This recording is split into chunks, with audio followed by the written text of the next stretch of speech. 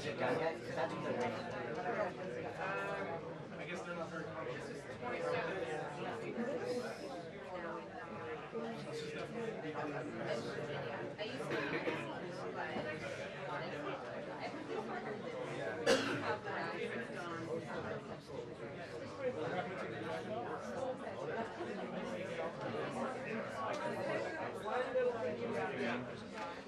Pretty good.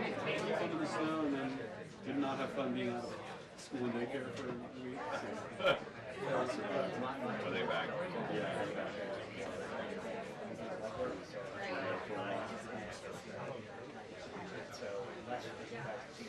Realness is still home. They're both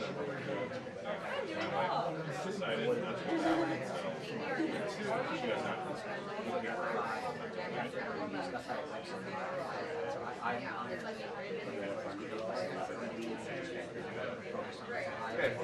it was like, we got lucky. We did like a big stock on stuff, and then when we realized it was going to be like a whole week, she went to the grocery store like a day of right before it started selling. They had no for running out. Like, it was like not what they needed. Another couple Yeah, we're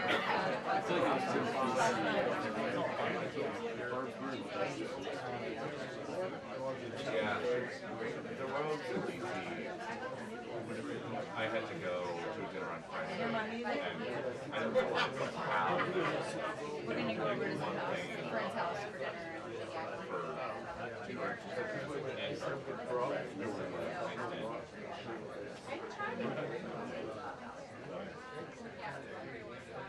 Now I live so, but I live like, I live Alexandria and then I but yeah, it's good. I love it. I am like trying to be, because I kind of I also that extra like so much fun.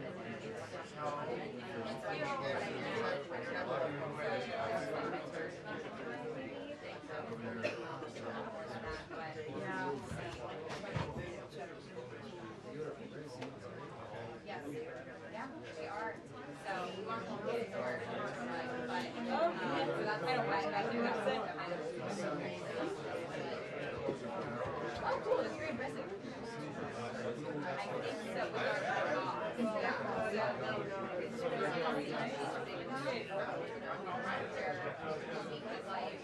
we're trying to get her there, but she's not like that. So I think because it's like but we're working on trying to eventually get her. So it's like those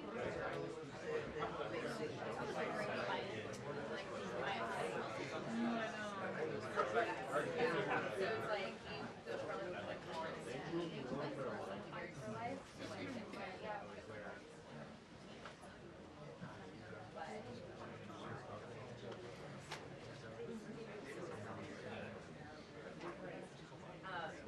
so there's tension.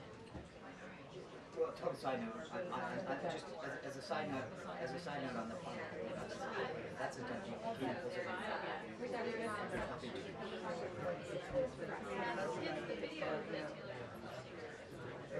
maybe that's what we have, so we'll see. It'll be eventually. Yeah, you can really. Oh, here goes another boat.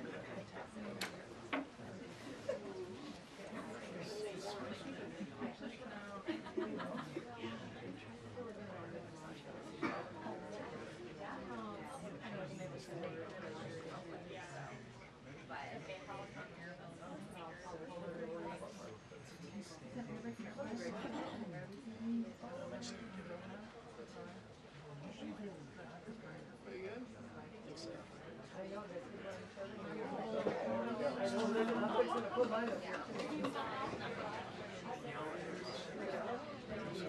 Thank you, sir.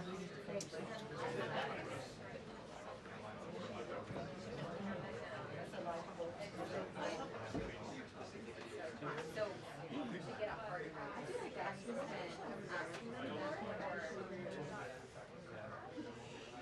very bad. It's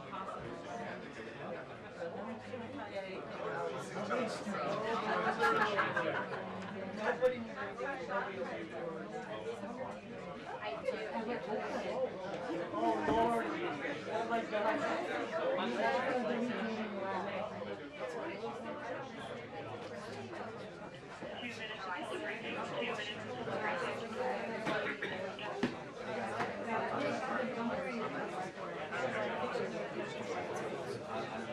know where I stand on this issue, right? Whatever, so you like it. But I think you don't want to start with one. That's where I'm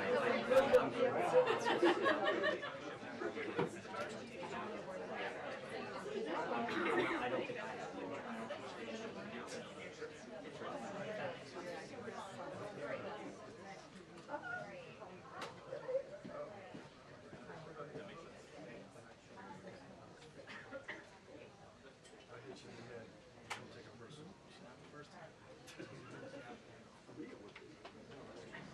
Not for lack of trying.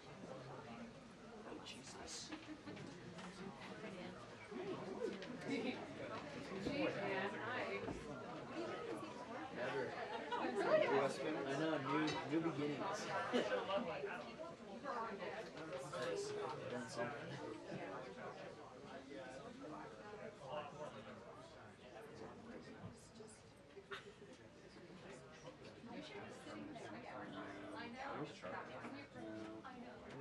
Actually, you should Help my feet. Really? you should give it to Monica. I know. Still like the White House grounds. Yes. Just come in and call up. Like getting Wi-Fi on there. That's a bad option.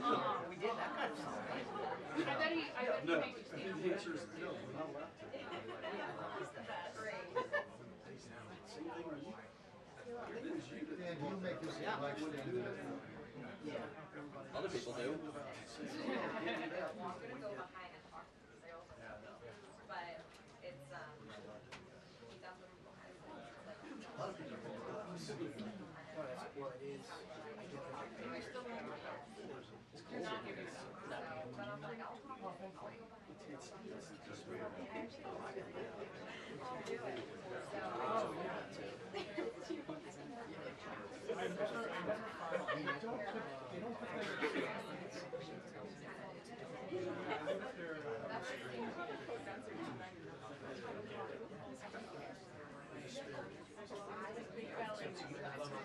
Yeah, I got it.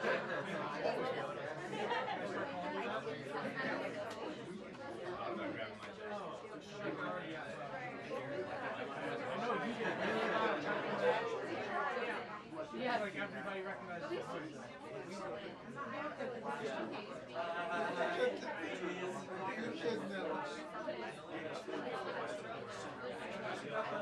Democrats trying to get massive. That's what I'm not going to say yeah.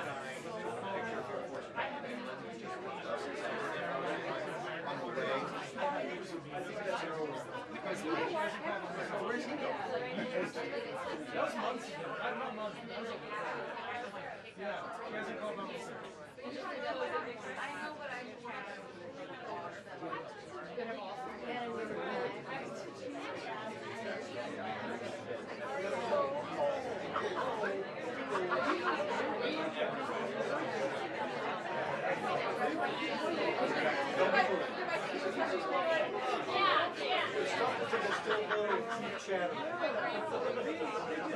From Rhode Island. You've been on the water.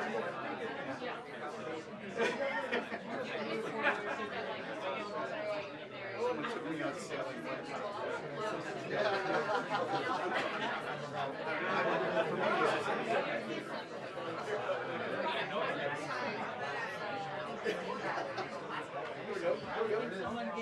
Hello, everybody. Wow, we have a very packed room here today. Thank you all so much for showing up and for joining. I apologize for the delay. The president and I were watching the press conference about the search for Savannah Guthrie's mother, which is just a heartbreaking situation. The president, as you all know, spoke directly with Savannah yesterday and told her that the federal government is here to help.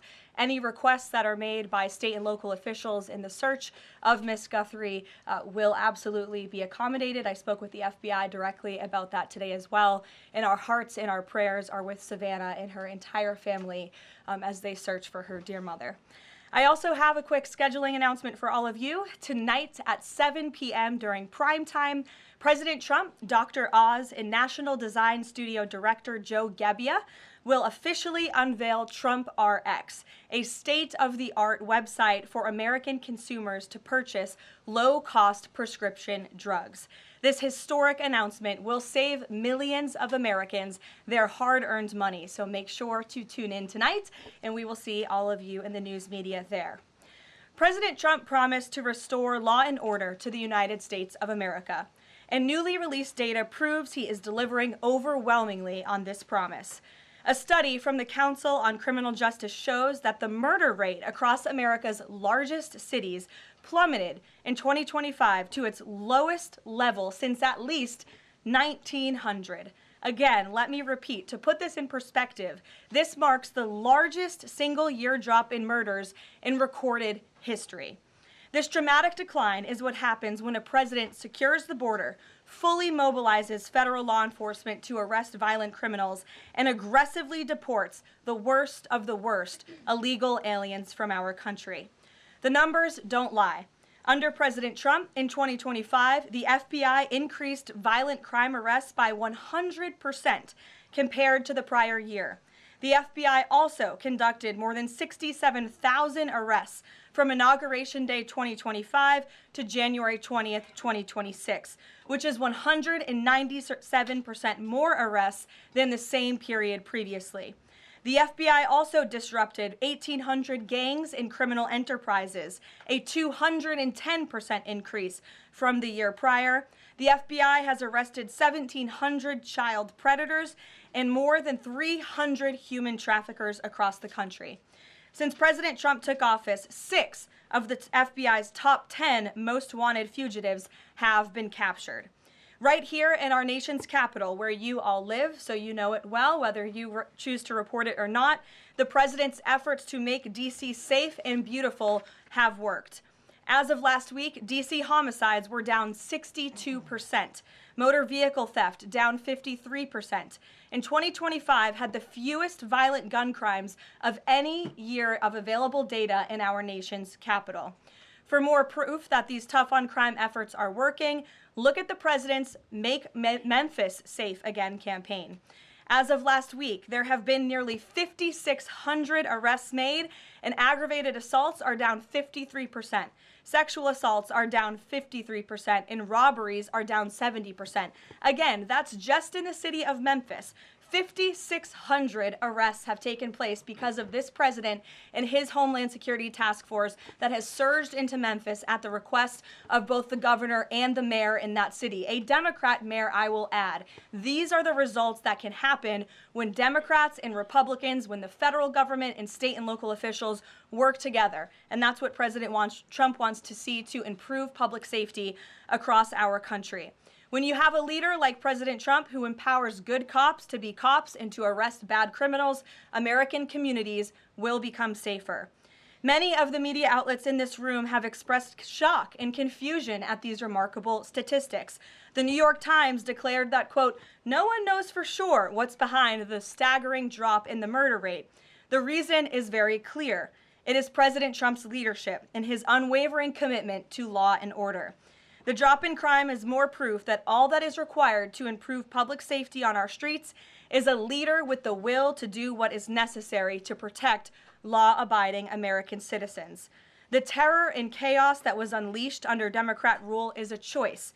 It's a choice to put violent criminals ahead of innocent Americans, a choice to force us all to live in fear because of soft-on-crime liberal politicians, prosecutors, and judges who lack the basic willingness to do their jobs and put dangerous people behind bars. On November 5th, 2024, the American people made a resounding choice that they've had enough of that, and that's precisely why they reelected President Trump.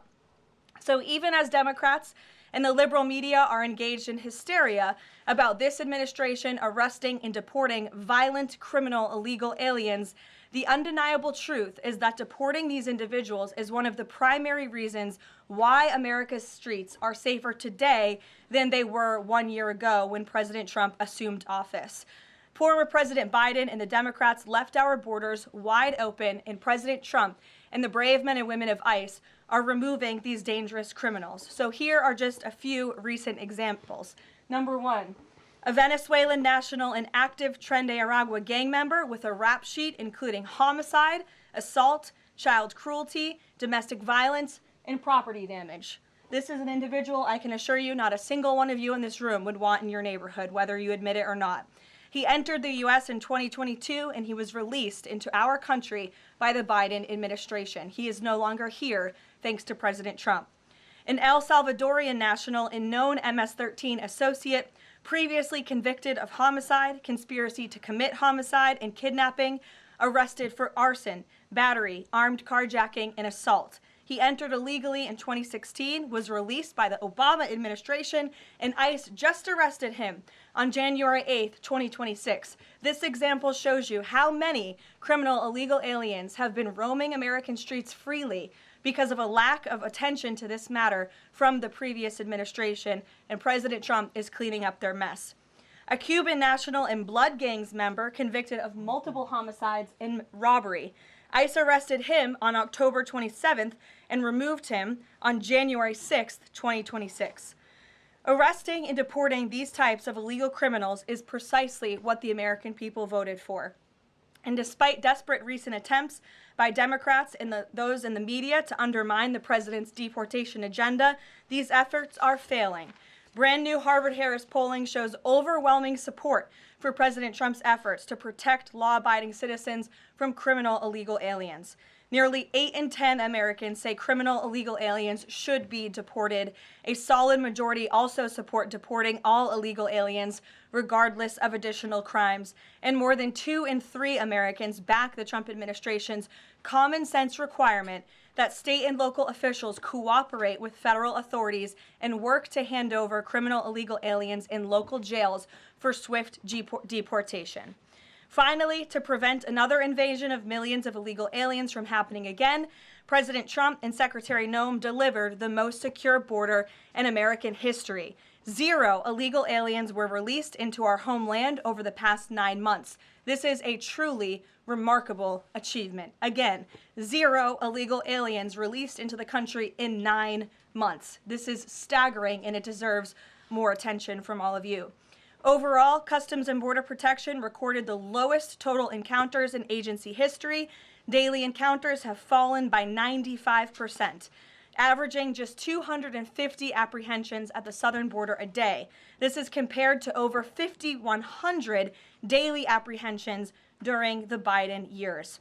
It's a night and day difference because we finally have a president who enforces the law and lets our law enforcement do their noble jobs of protecting our homeland. When President Trump campaigned on making America safe again, this is exactly what he meant, and the numbers and the results speak for themselves.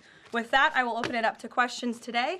We're going to start with Daniel Baldwin from One America News, who is here religiously covering the White House beat every day, so it's good to see you in a chair instead of standing up today. Daniel, thanks for being here, and why don't you kick us off? Thank you, Caroline. It's an honor and a privilege to represent One America News in the new media seat. First question on that DHS funding bill. Funding runs out in the better part of 8 days or so. Democrats, at least verbally, are very dug in. What does the White House believe their end goal is when it comes to this funding fight, when it comes to immigration policy at large? What is their end goal when they're dug in a position like this at this point in time? Well, the president has 2 end goals. One is to obviously keep the government funded and open, and that includes the Department of Homeland Security, which does not just touch upon ICE and Border Patrol, but also FEMA, the United States Coast Guard, the United States Secret Service. These are brave public servants who work to protect our homeland. The president wants these individuals to get paid. Secondly, when it comes to any discussions about immigration policy, the president is never going to waver in his commitment to allow immigration enforcement efforts in this country and to support ICE and Border Patrol and the deportation of illegal alien criminals. I know Senator Schumer and Leader Jeffries sent over a very long list of demands, some of which the administration is willing to discuss. Others don't seem like they are grounded in any common sense, and they are non-starters for this administration. But we're not going to negotiate policy from the podium. I'm going to allow the president to do that, and any final decisions that are made will be made ultimately by him. But rest assured, he is never going to allow law enforcement in the jobs that they do, the important jobs that they do, to be undermined. And secondly, Karoline, the Department of Homeland Security put out a tweet a better part of an hour ago alleging that an illegal alien was involved in a major car wreck in Indiana, killing 4 people, and they allege that the suspect in question came in under the CBP-1 app under the Biden administration and received a commercial driver's license from the state of Pennsylvania.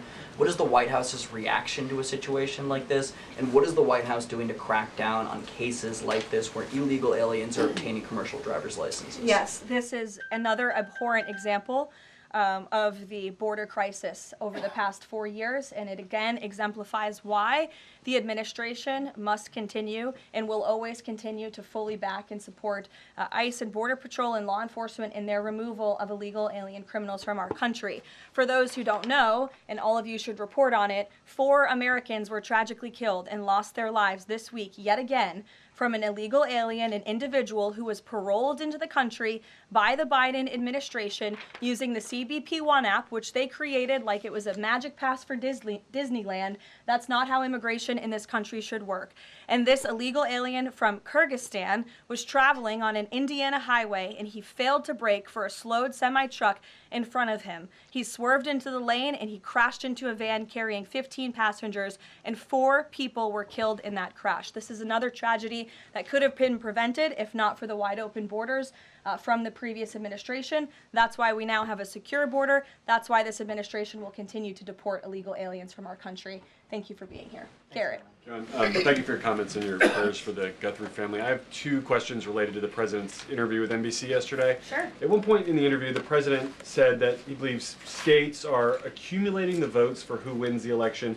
He says if they, meaning the states, can't do it honestly and can't be done properly and timely, then something else has to happen. What did he mean by that? Is he suggesting that the federal government count votes in elections? What the president is suggesting, and I just spoke to him about this, is that Republicans and Democrats in Congress should pass the Save America Act. This piece of legislation is going to ensure that states are abiding by federal election law by removing non-citizens from their voter rolls. In addition, the Save America Act will require voter ID to vote, and it will require proof of citizenship to register to vote. These are very common sense policies and proposals that 89% of our country agree with. So that's what the president is talking about. Again, I just spoke with him about this, and he's calling on both Republicans and Democrats to send the Save America Act, to pass it into law and to send it to his desk as quickly as possible. To be clear, the SAVE Act doesn't say anything about who counts votes, which has always been a state, a local, a county function. Why does he keep talking about somebody else, presumably the federal government, counting votes? Because the SAVE Act directs states to remove non-citizens from their voter rolls. And we know in states across the country, the president is right to point this out. In states like California or in places like New York City, non-citizens are allowed to vote in state and local elections. And the federal government should absolutely do away with that. I don't think a single person in this room, if you really are being honest with yourselves, should agree that non-citizens should vote in American elections, no matter where that election is up and down the ticket. And so this is a piece of federal legislation that will help states ensure the integrity and the sanctity of their elections, and that's what the president wants. Peter. Thanks, Caroline. President Trump posted about Nancy Guthrie that he is directing all federal law enforcement to be at the families and local law enforcement's complete disposal immediately. What should we expect to see from the federal government in coming days in the search to find Nancy Guthrie? It's a very good question, Peter, and it's why I was on the phone with the FBI earlier this morning to ask that. And what they told me is that the FBI, again, is at the disposal of the state and local government. Whatever personnel or assets or resources that the state and local authorities and police need will be granted to them at the direction of the president, the FBI director, and the attorney general. A different law enforcement issue. The FBI just found 1,000 samples inside an illegal biolab in Las Vegas. It is linked to a different biolab that was previously raided. There are ties to China. What does the president think the CCP might be up to here? I haven't spoken to him about this specific investigation from the FBI, but I'm happy to, and I'm sure he's very glad that this is something the FBI discovered, and we'll make sure anyone who is involved in illegal activity will be held accountable. And just one more about this weekend. At the Mar-a-Lago Super Bowl party, after the first 2 quarters, are the TVs going to be on the halftime show with Bad Bunny or the halftime show with Kid Rock? I think the president would much prefer a Kid Rock performance over Bad Bunny, I must say that. Jennifer. On the nuclear arms pact, we saw the president's post on that. Yes. But can you say, is there a temporary agreement with Russia to stand by the terms of the New START treaty while negotiations are happening? Not to my knowledge. Again, to your point, Jennifer, I just do want to reiterate exactly what the president said. He wrote just moments ago, the United States is the most powerful country in the world. I completely rebuilt its military in my first term, including new and many refurbished nuclear weapons. I also added Space Force and now continue to rebuild our military at levels never seen before. We are even adding battleships, which are 100 times more powerful than the ones that roamed the seas during World War II. The Iowa, Missouri, Alabama, and others. I have stopped nuclear wars from breaking out across the world between Pakistan and India, Iran and Israel, and Russia and Ukraine, rather than extend New START, a badly negotiated deal by the United States, which I will add was renegotiated under former President Barack Obama, aside from everything else, is being grossly violated. The president wants to have our nuclear experts work on a new, improved, and modernized treaty that can last long into the future, and that's what the United States will continue to discuss with the Russians. Leisure. Thank you, Caroline. Sure. Did President Trump himself ever ask DNI Gabbard to head down to Fulton County, Georgia? The president was asked and answered that question just yesterday. I've seen a lot of the media in this room get very caught up with the semantics of why Tulsi Gabbard is there. I will tell you why, and the president agrees with this, because election security is essential to national security. And as the director of national intelligence, it is a part of Ms. Gabbard's role to make sure that American elections are free of foreign interference and that American elections are safe and secure. And so the ODNI director is working with the FBI on this effort, and the president wholeheartedly supports both Kash Patel and Tulsi Gabbard in ensuring that American elections are safe, are secure, and are free of foreign intervention. Is there any Michael, indication that there's Thank you, foreign Caroline. influence? Federal law enforcement's involvement in the search Well, for Nancy Guthrie. excuse me one second. It's the media who has said that there's Russian interference in American elections. You guys have been saying that for many, many years. So the people in Fulton well, County. the people in this room, considering that you all said for many years that Russia interfered in the 2016 election to help Donald Trump, you should all be very happy that we finally have an administration that is looking into that, and we'll be happy to keep you posted. Michael.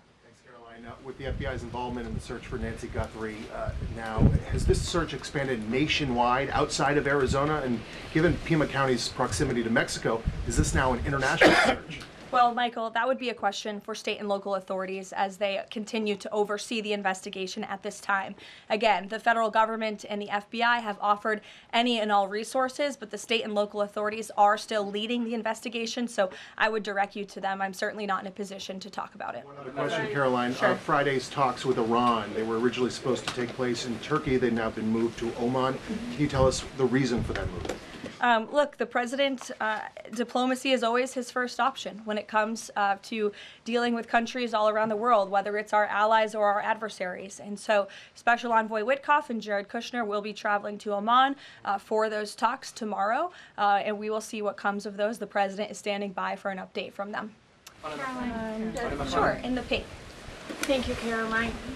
Cuban leader Miguel Diaz-Canel said today that Cuba would be willing to engage in dialogue with the United States only without pressure, without preconditions, on equal footing and with respect for sovereignty. But his government is denying what President Trump said, that they're already holding talks. How would you respond to that? I think the fact that the Cuban government is on its last leg and its country is about to collapse, they should be wise in their statements directed towards the President of the United States. But as I just reiterated, the President is always willing to engage in diplomacy, and I believe that's something that is taking place, in fact, with the Cuban government. Yeah, thank you, Caroline. So the Office of Personnel Management released a final rule today that makes it easier to fire government employees who are not doing their job, basically. Does the President believe that there are people in his government still that are not following his agenda?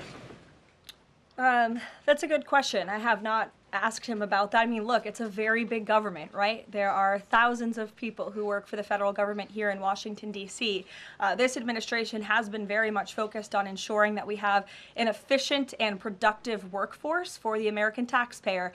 There's not a day that goes by where we don't show up and realize we are public servants working on behalf of the American people, and everybody in the federal government best have that mindset, or they won't be welcome to work for this administration. So I think it's a good thing that the Office of Personnel Management put this rule out. I think if people aren't doing their jobs, if they aren't showing up for work, if they're not working hard on behalf of this president, they're not welcome to work for him at all. The New York City mayor is dealing with a $12 billion budget deficit. If he texted President Trump, would the president bail him out? I'll leave that answer to the president himself, Ed. Kristen, go ahead.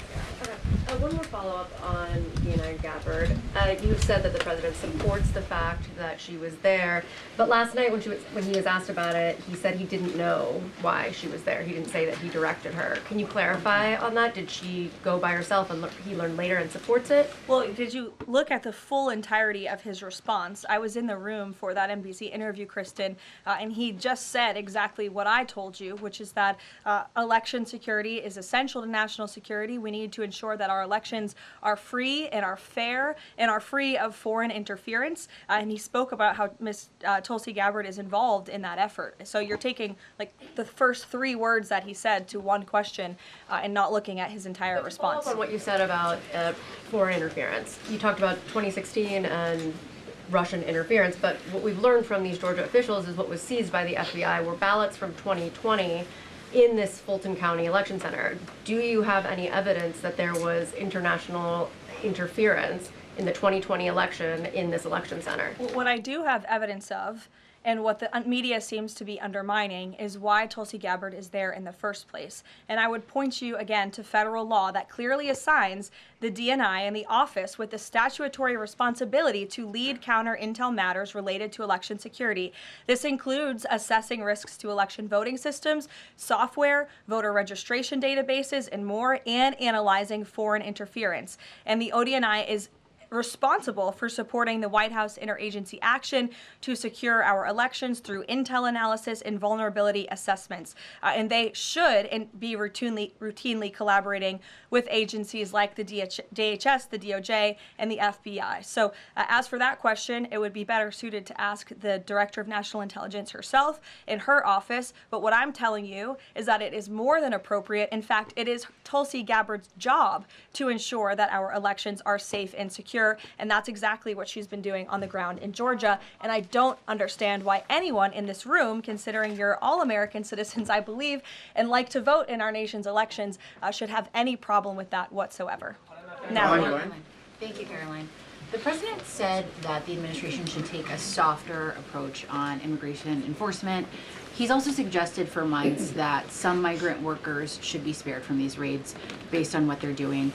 Is the administration going to continue to conduct large worksite raids as it seeks to target violent criminals?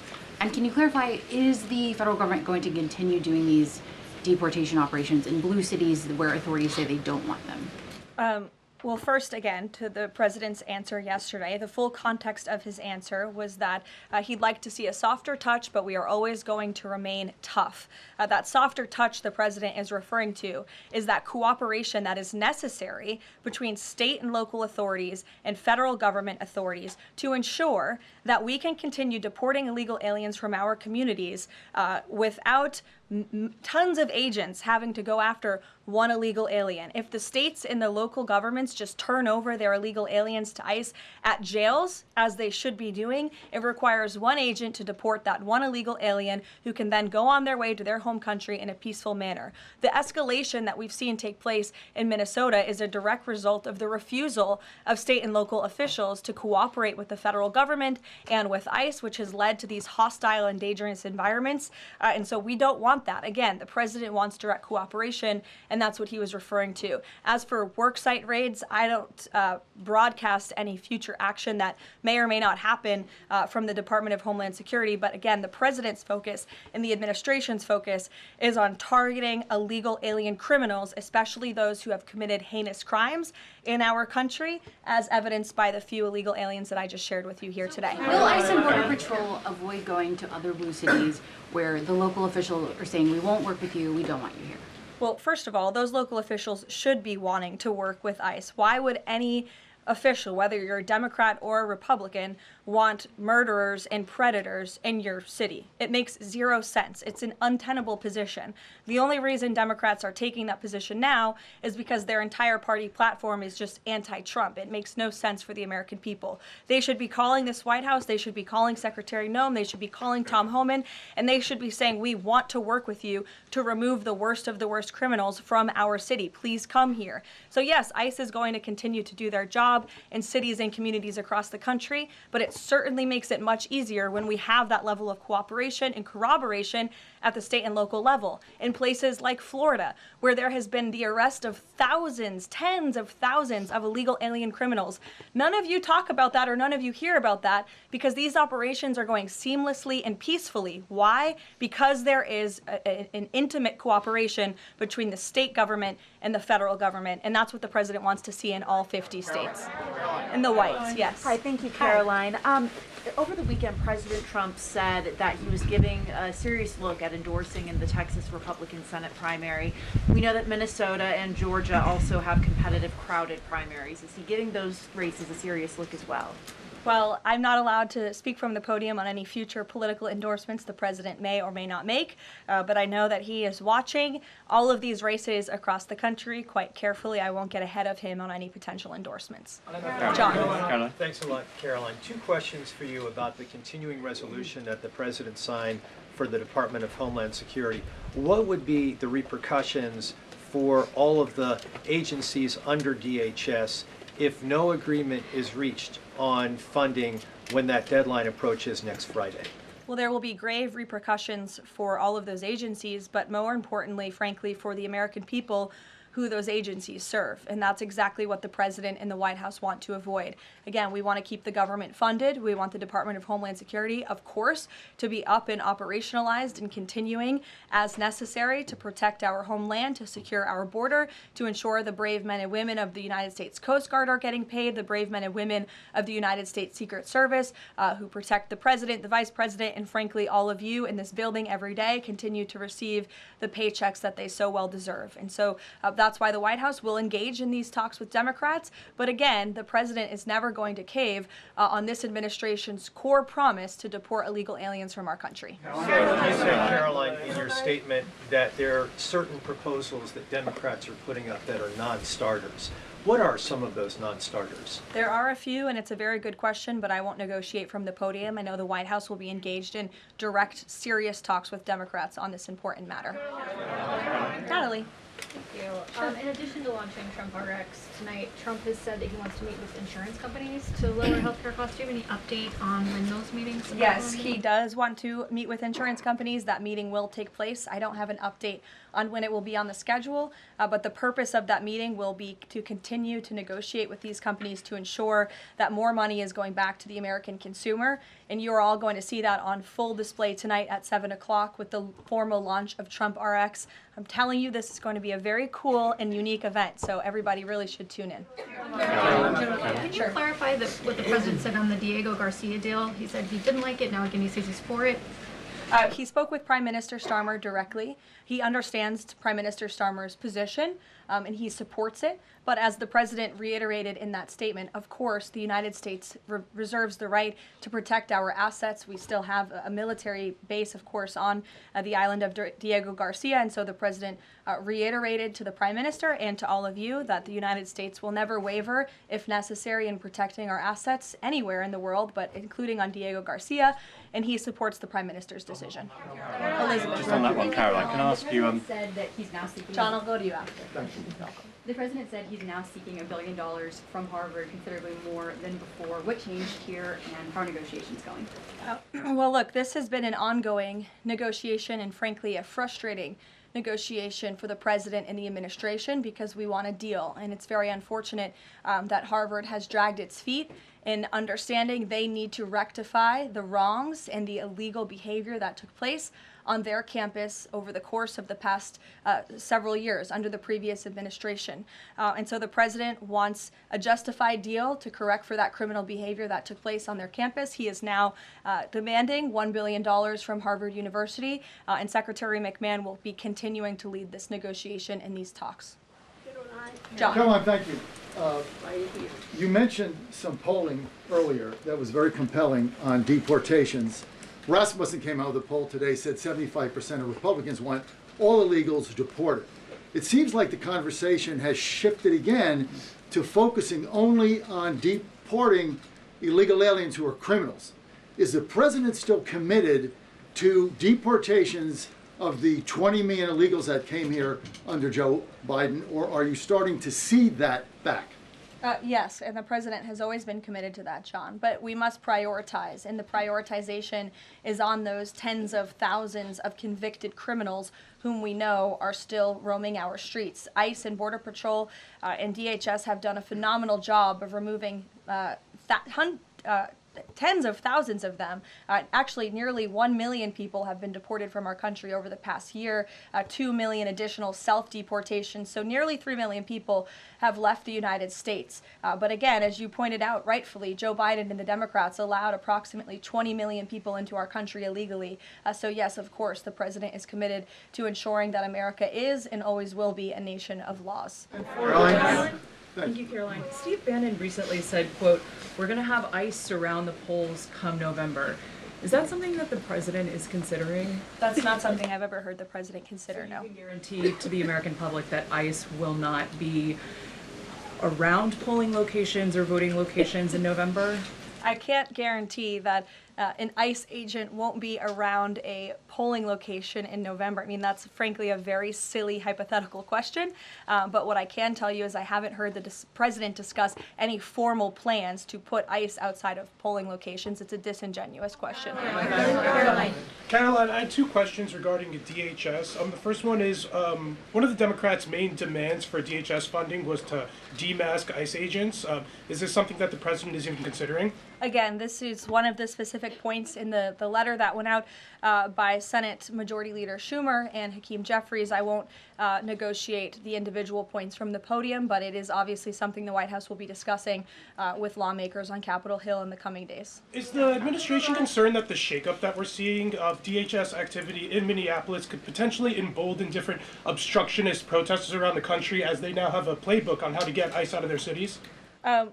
No, because what you saw yesterday with the drawdown of 700 agents only occurred because the condition that the President of the United States set for local states, local counties to turn over illegal aliens to ICE has been met. The vast majority of counties, nearly every single county now in Minnesota, has made an agreement to notify ICE when they are releasing an illegal criminal from their jail. This is a huge win for the administration. Again, it's a condition the president set out and has been met thanks to the tireless efforts of Mr. Homan. And as for the left-wing agitators who have been illegally obstructing ICE's immigration efforts, we are not letting that behavior go unnoticed or unpunished. In fact, just today, the Department of Homeland Security arrested this individual.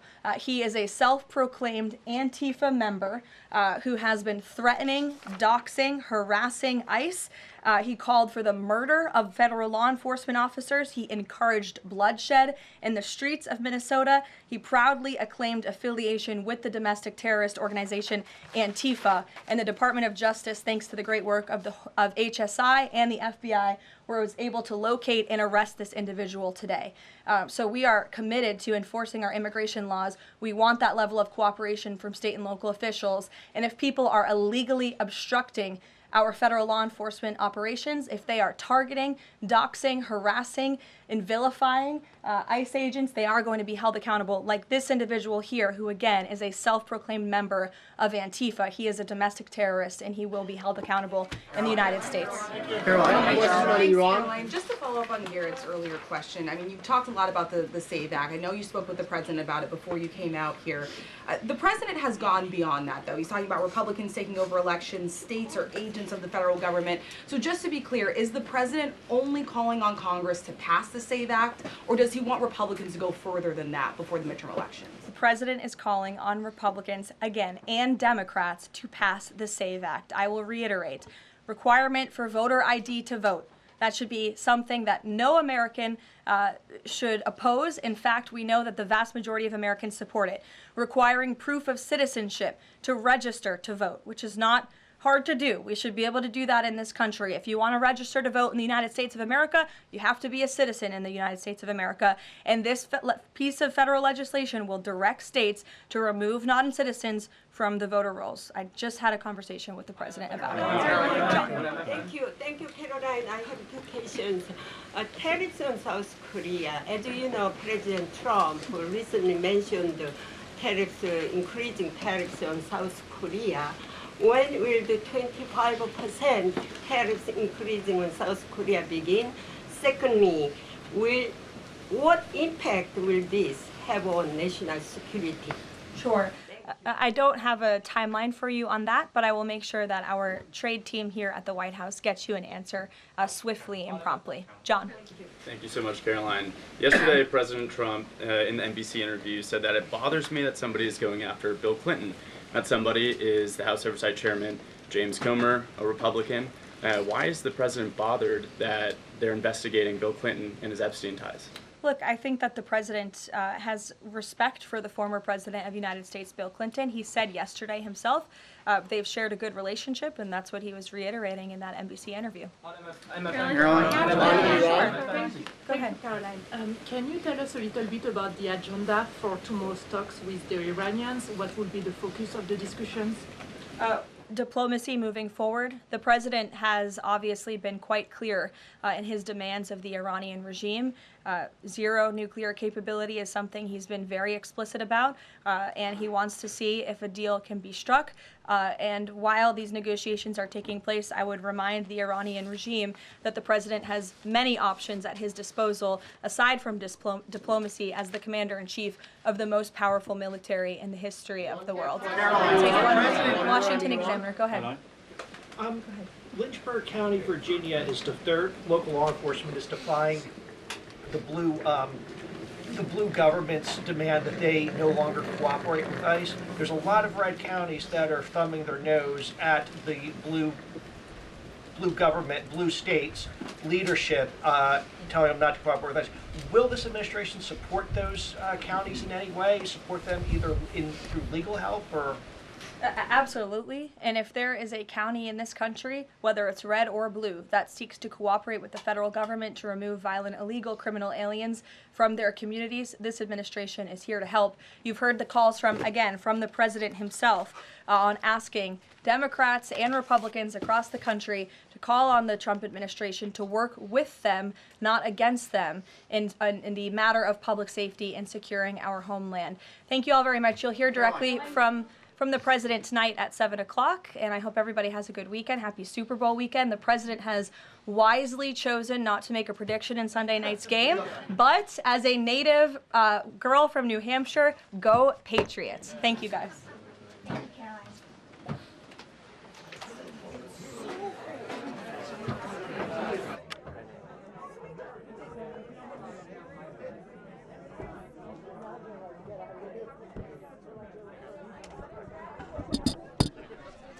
Yeah, I got you. Yep.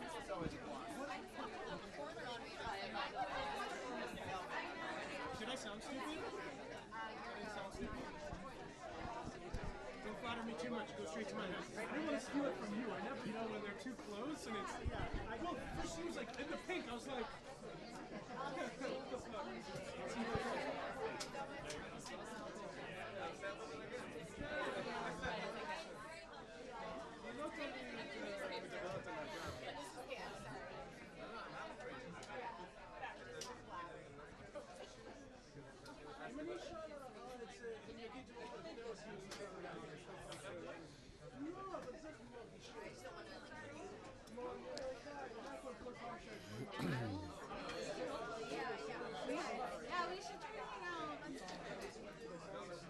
Yeah, Hallie, this really goes back to Monday when the president first made these comments on a podcast interview suggesting he wanted to see elections be nationalized, have a greater role for the federal government in a process that is outlined in the Constitution to be state and local controlled.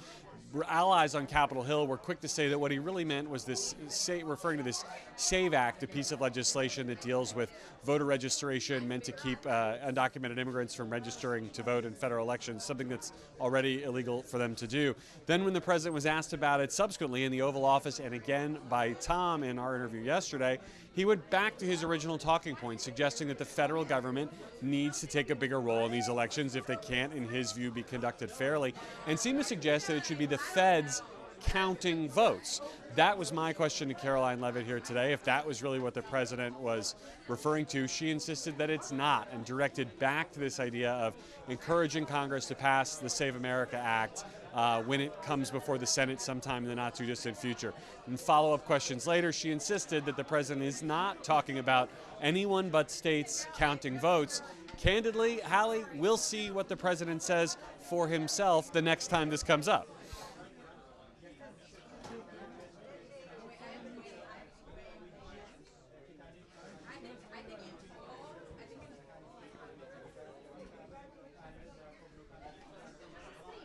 That's right. It really undercut his own defenders. First in an Oval Office spray on another topic where he was asked about this, then again in the interview with Tom where he did reference the idea of undocumented immigrants voting, but also this idea of federal control, or at least federal counting, both of which would be huge departures from how we conduct elections in this country. And Hallie, this has set off a lot of concern on Capitol Hill, especially when coupled with that Fulton County raid from last week. One of the other questions that the press secretary took here today was about the idea of ICE agents going to polling places in the fall, something she said is not something that's being discussed right now.